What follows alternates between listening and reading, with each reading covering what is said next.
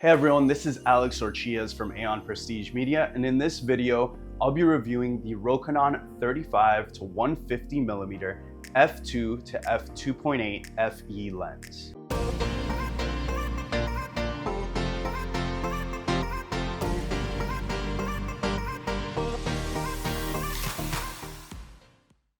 First things first, thank you Rokinon for having me on board as an ambassador and trusting me to do these reviews for your lenses. I also have to mention that I'm not being paid for these reviews, nor do I get to keep the lenses. I have to send them back in order to receive the next one to review. But a quick preface to this review, I love this lens so much that I've kept it for almost a year.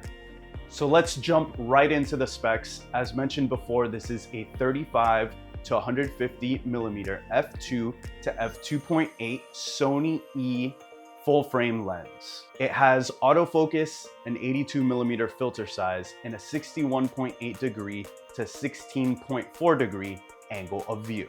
The minimum focus distance is 13 inches. The maximum magnification is 0.18x.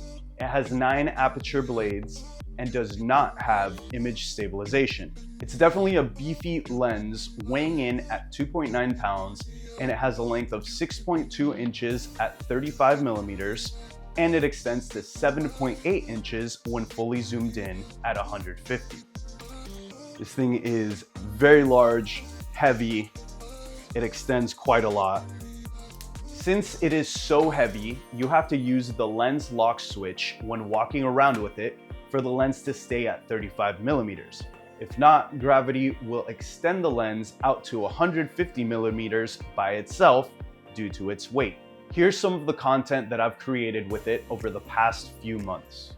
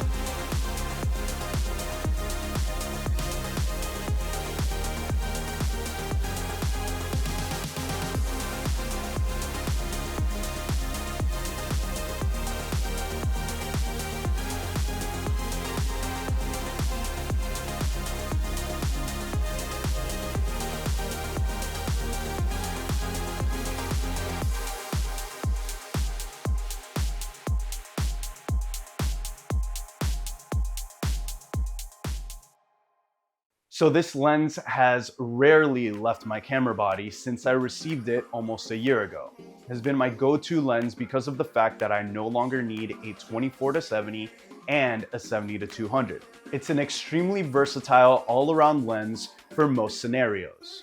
At 35mm, you're wide enough to capture group photos at an event, as well as landscape, street content while traveling, or establishing shots. It then allows you to zoom past the 70mm mark of a regular 24-70 into the portrait 85mm, 100, 135, and even 150mm mark, getting details with a shallow depth of field.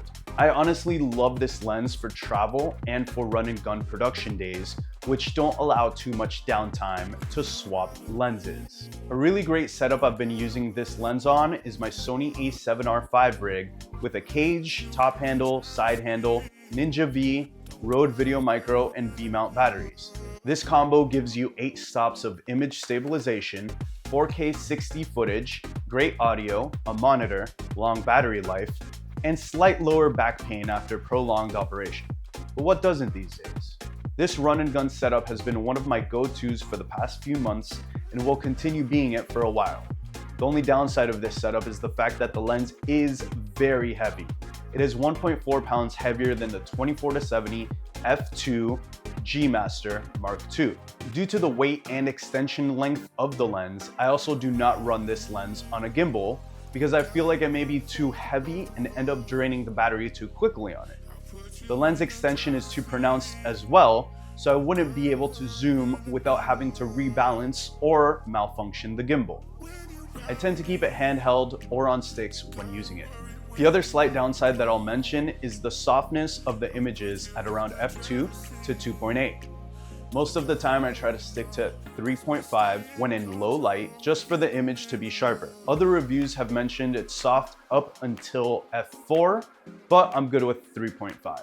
Also, a few other reviews are saying that they have received malfunctioning lenses because theirs never focus. This has not been the case with mine. I've been operating on both an A7S III and an A7R5, doing video and photo, and I have never run into any auto-focusing issues, be it exterior, interior, low lit, or well lit environments. At the time of this recording, this lens costs $1,199. The Tamron costs $600 more at $1,800. I have personally never tried the Tamron equivalent of it. Not sure if it's worth spending the extra $600 or not, because again, I have never tried the Tamron version. All in all, I'm extremely happy with this lens and I will continue to use this for the time being. Rokinon, thanks again for allowing me to review this lens. If you like this video, please hit that thumbs up button and subscribe for more filmmaking, photography, and travel content. Thanks for watching.